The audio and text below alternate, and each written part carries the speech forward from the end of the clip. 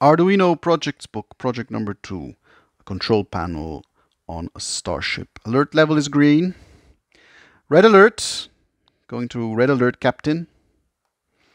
Alert level is red, shields are up. Green alert, going to green alert. Alert level is green, captain, shields are down. Just one note on this resistor.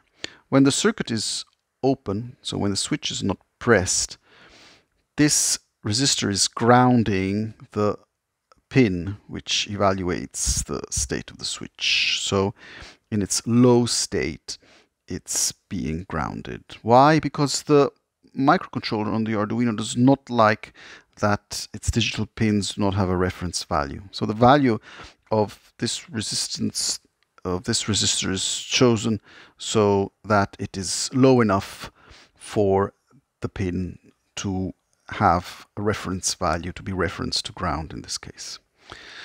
Vice versa, the value of the resistor is chosen to be high enough so when the switch is pressed, so that when the circuit is closed through the switch, its value is high enough so that there is enough current which can be sensed, enough current traveling to the digital pin. So it can sense a value of high in this project.